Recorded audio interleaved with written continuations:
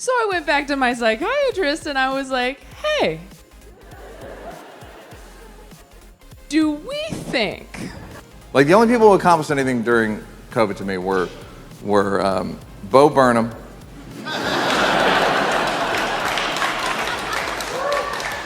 Amazon.com, and the 1998 Chicago Bulls. Imagine two slaves in a cotton field and one is like, hey man, what's wrong? Hey, what's up everyone? Today I'm going to be reacting to anxiety and depression humor from comedians. It's a compilation on YouTube. So a lot of times we're discussing heavy stuff, talking about depression, anxiety, PTSD, substance use, a lot of stuff that is hard to laugh about, but I do think that laughter is really good for our mental health. And sometimes comedians do an amazing thing by taking something really serious and flipping it to be able to talk about it in a way that is unexpected and hilarious.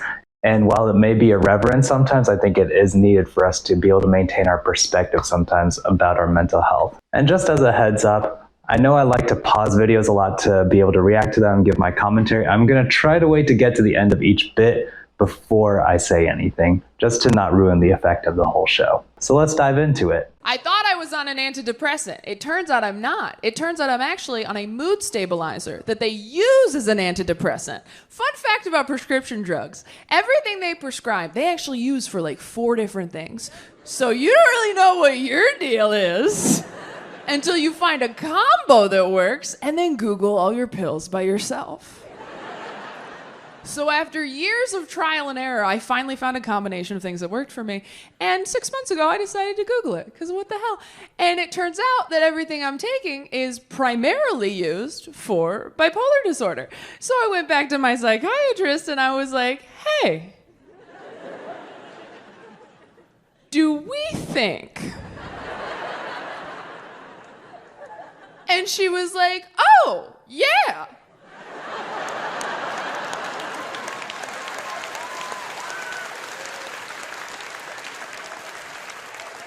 And I was like, is this how you fucking tell people? And she's like, no, of course not. We didn't know. I'm glad we figured it out. And I was like, we? I said, you really didn't know that I was bipolar? And she goes, no, of course not. We thought we were treating anxiety and depression. And I said, okay. Because this kind of feels like a putting your dog's medication in cheese situation.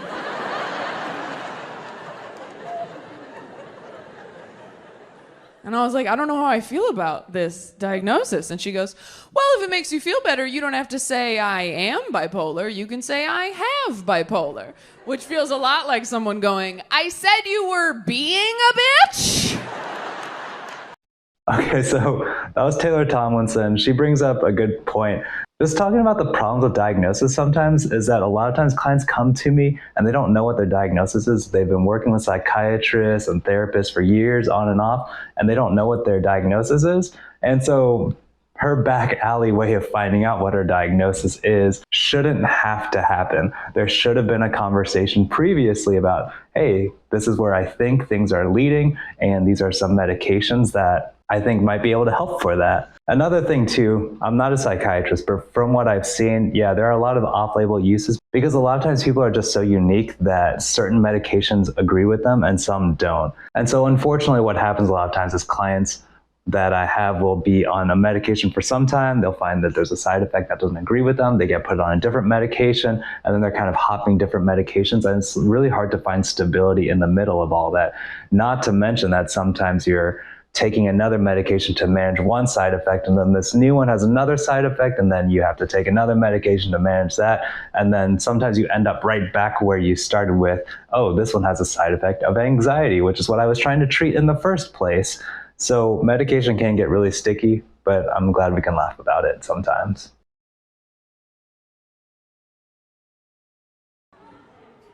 You know how white a lady you had to be to get anxiety before?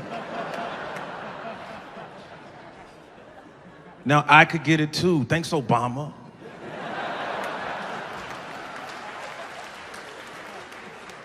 This is an incredible time.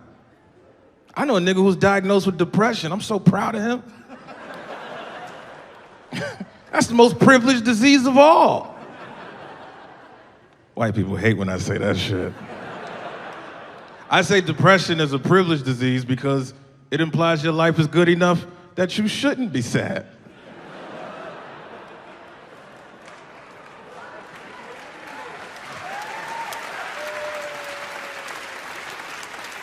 That's not something black people could claim for many years. I don't know if you guys are history buffs. Imagine two slaves in a cotton field and one is like, hey man, what's wrong? You seem down. All right, so like I said, I love Michael Che, and what he does in a couple of sentences is just amazing. But yeah, there are still inequities when it comes to mental health and minority populations, where historically, I say this from my Chinese background, that yeah, mental health is still something that's slowly getting to be accepted as a thing within a lot of Chinese communities. And so, yeah, there do have to be more conversations around race and ethnic background and our experiences with mental health and how we talk about it and how ready we are to seek help and support when we need it. All these articles that people are getting clinically depressed because they're looking at other people's lives on social media and they start to think that their life pales in comparison. Calm down. First of all, no one has a great life. No one. No one. They are posting their best moments with a filter to make you feel shitty.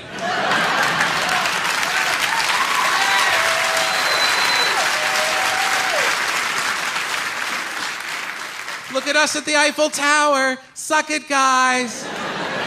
Yeah, they don't show them for 3 hours stuck at baggage claim, right? Or sitting in the hotel for 5 days because the husband's got diarrhea from a French tart he shouldn't have eaten.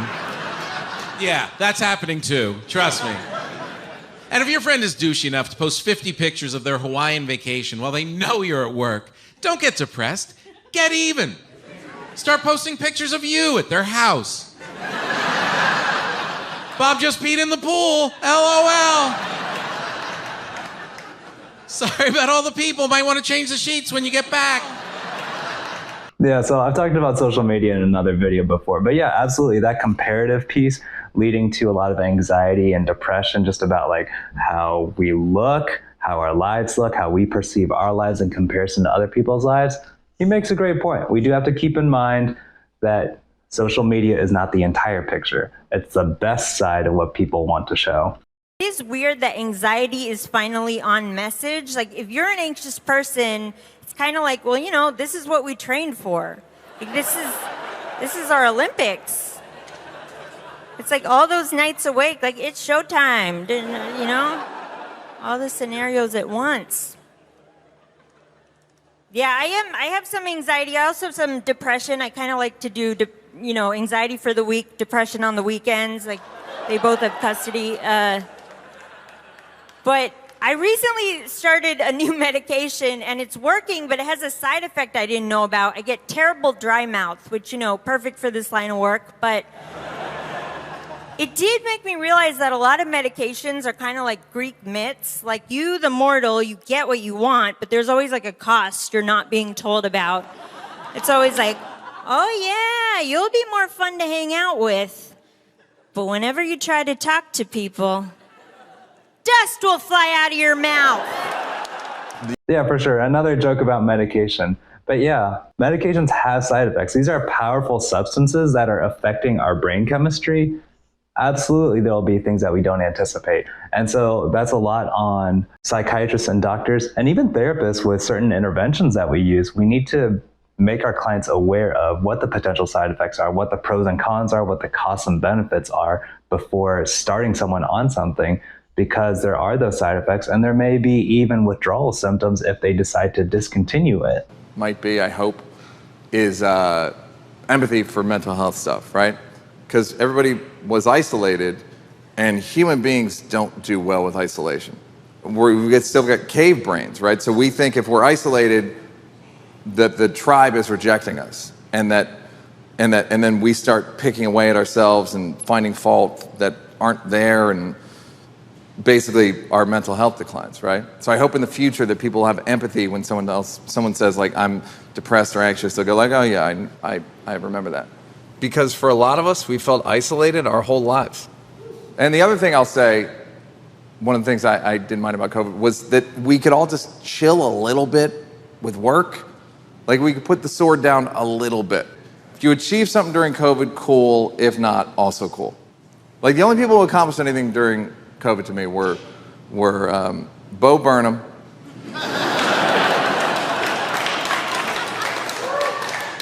Amazon.com, and the 1998 Chicago Bulls, somehow. They, like, won again, right? But it was nice to chill out a little bit, but then as soon as the world opened up, I was back comparing myself to other comedians and seeing who was doing whose podcast and who did what venue and how many tickets they sold. And am I too old to be on TikTok? Can a person do lip sync videos and be on cholesterol medication? I think COVID offered an opportunity for our society to say, what would happen if we slowed some things down? Obviously, there were some side effects to COVID that may not be necessarily tied to us slowing things down. But yeah, there was a pace of life that was just a little less hectic, a little less about I need to keep grinding, keep moving. And it was okay if I was just focused on baking bread for a couple weeks at a time. I'm all right. I got a therapist recently. Yeah. You have to, guys. You do. Like, well, if you're gonna complain as much as I complain, unfortunately, you do have to get one. Like, yeah. I feel like my friends were starting to be like, you should pay someone to do what you expect of us. I was like, oh, okay. I found this therapist, and he's really smart, and we Zoom, and he said something interesting where he said, remember, you are not the feeling. Like, sure, you feel consumed by the feeling, but you are not the feeling. And he said within you and within everyone, there's like a very still, neutral, eternal self. And you experience the feelings, but you're not consumed by them. And he said, rather than identifying so much with the feeling, like, I'm anxious, I'm this, he said, you don't be consumed by the feeling. Just observe the feelings as they come with curiosity. Have you heard that before? Apparently that's the... So I think you're just supposed to be like, huh.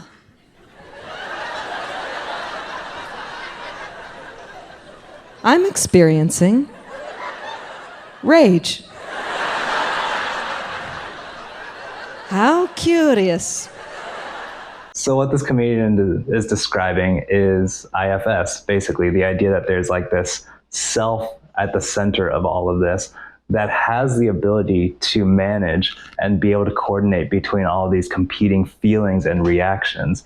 And we can be okay with how we feel, whether it is rage or anxiety or depression, that those are all feelings that we can be curious about. And conversely, when we try to reject those feelings, we're actually working harder to push them away. And that creates anxiety even more because we're anxious about having that feeling in the first place. If we can accept it and be curious about it and be able to let that through, then it becomes a lot less distressing. It doesn't mean we experience the emotion less strongly. It doesn't have as much sticking power. But yes, I feel that. That's pretty much the reaction that a lot of my clients have when I first tell them, hey, we can be curious about your emotions. Very bad anxiety. And so like loud voices make me crazy. And I was at a store the other day and these two girls were having a conversation and I could not believe what it sounded like. This is literally what it sounded like. They were like, oh my God, Chelsea, you're not gonna believe it, but like I was on Instagram the other day and I posted the most amazing video because like I went to Sephora and I had my makeup done and it was like unbelievable because like, I looked so good and like nobody commented and nobody did anything and I couldn't believe it because I looked so amazing. Like everyone's upset about the war, but like the war isn't happening here, so like who cares about the war? I don't care about the war. And sometimes I'm on Instagram and I put the same video on TikTok and like everybody said that and sometimes and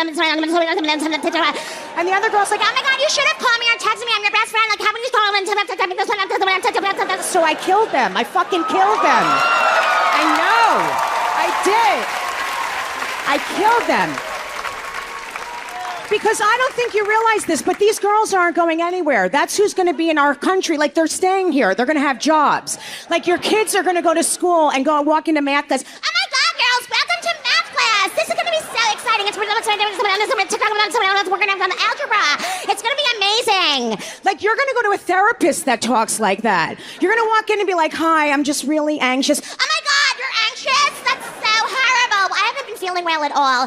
I haven't been able to swallow. Oh, my God, I met the cutest guy the other day, and I swallowed his load. I was like, oh, I swallowed his load, and it's been really hard for me, too. my gosh. First of all, that's amazing that she can do that and pull that off. But yeah, I did do a video recently talking about like different styles of therapists and how you can find one that matches for you. So if you need someone who's that high energy and that talkative, more power to you. Make sure you know that going in and recognize if your therapist is providing that for you. And if you definitely don't want that, then you also know what to not look for. I also have a little social anxiety, but I force myself to go to parties and stuff. But there are things people do that bug me.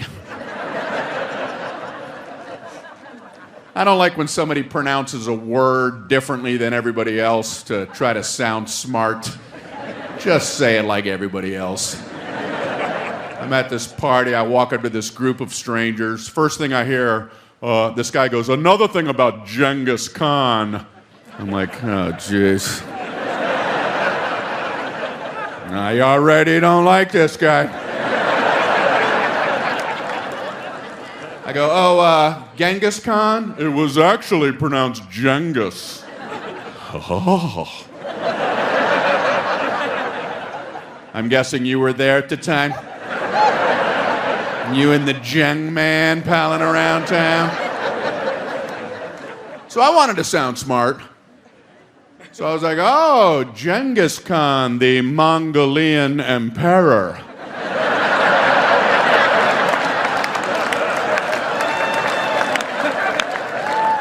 Wasn't he the conqueror of China?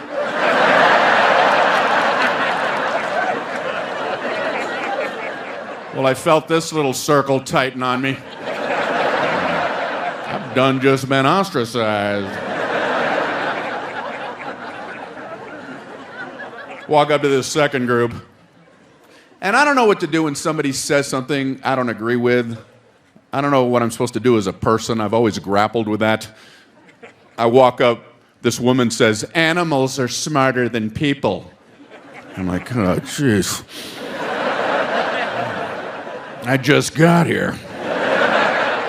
Yeah, so social anxiety is when we have an inordinate fear of other people judging us, especially in social situations. So the clients I've had who struggle with social anxiety, difficulty getting out, and difficulty with just any kinds of interpersonal relationships because there's so much second guessing. Did I say the right thing? Are they thinking this about me? Do they think that about me? Are they judging me? I feel like there's a spotlight on them all the time. So not knowing what to do with people who disagree with you, or not knowing what to do with people who try to seem smart. Not necessarily social anxiety things, but I can see the point. When I proposed, why not? What a time to be alive. But Jenna said this thing that she always says to me when I'm having a bit of a meltdown, right? She said, don't panic. Which on its own's bullshit. Don't say that. If you see someone having a panic attack, don't go, you're panicking? Have you tried not? Like that's bullshit. But it's what Jenna says next that brings it home. She says, don't panic. Who do you want to be? And my brain hears that and it's like, oh. Because in my brain when I'm having a panic attack, I'm going, what do I do? What do I do? What should I do? What am I supposed to do? What's the right thing to do? What do I do? What do I do? What do I do? And she said, stop. Who? Who do you want to be? And my brain hears that and just goes, oh, a game? I love games. Panic's over. I am that simple. When I got money, I went to therapy. Yeah, so that's the thing. First of all, yes, if you run across somebody having a panic attack or feeling really depressed, don't throw the don't feel this way. Don't panic. Don't be depressed. Don't be so sad. That does not help. One thing that I tell people who are supporting other people through mental health struggles is if you have to give some kind of a command, make it a behavioral one. Sit down with me and let's breathe a minute. Hey, come over here and talk with me for a second. Those are things that are concrete because panic is coming about because they're flailing around because they feel so out of control. And everything seems to be rushing by so quickly there you can't get a grasp on anything, let alone your feelings. And so telling someone to not panic, like she talked about, does not help. But yeah, even talking about whoa, a game? Yes. Getting our imaginations involved, changing our relationship with that feeling, because a lot of it is we're interacting with that panic out of fear. And so if you suddenly change the equation so that we're making a game out of it, changing our perception of that panic, then that can be a game changer. And sometimes it can really be as simple as that. It takes practice, but that can happen for sure. I found out I had anxiety and depression.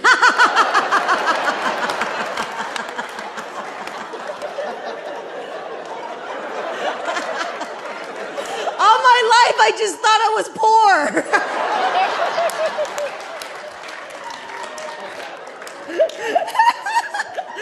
I'm like, of course I'm sad. I'm fucking hungry. No. You're depressed. The doctor gave me medicine and now I'm happy all the time. I love telling people I'm depressed. You know why? Because that's a rich word. You have to spend a lot of money to find out you're depressed. Some people struggle with depression. I thrive in it. I tell everybody, I'm depressed. My family thinks I show off. I'm depressed. I show off, okay? Oh, I can afford therapy.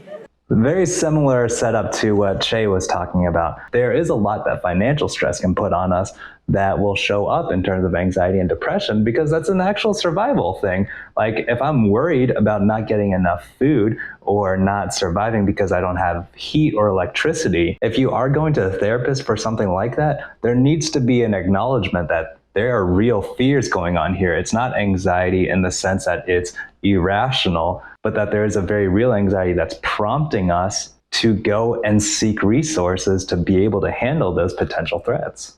All right, so I love some of those takes on mental health. And the best thing I love about good comedy is that there's truth to be had from it, whether it's from their own experiences and their stories or ways that we should look at mental health or mental health care. So I know some of those jokes are irreverent and some of them may be difficult to hear. I hope we can keep an open mind on some of this stuff and know that, yeah, sometimes that change in perspective that one of the ladies was talking about in terms of panic attacks, that's sometimes what we need. And that's what comedians can offer us, is a fresh take on an old problem that we've been having and struggling with, to show that, hey, we're not alone struggling through this, and that it is something that we can laugh about even if it sucks. So thank you all so much for tuning in and watching these great clips with me. Please like and subscribe if you like this content. I definitely want to make more for you all, and your subscriptions and your support by watching and liking and subscribing helps to make that happen. So again, thank you for tuning in. I'll see you next time.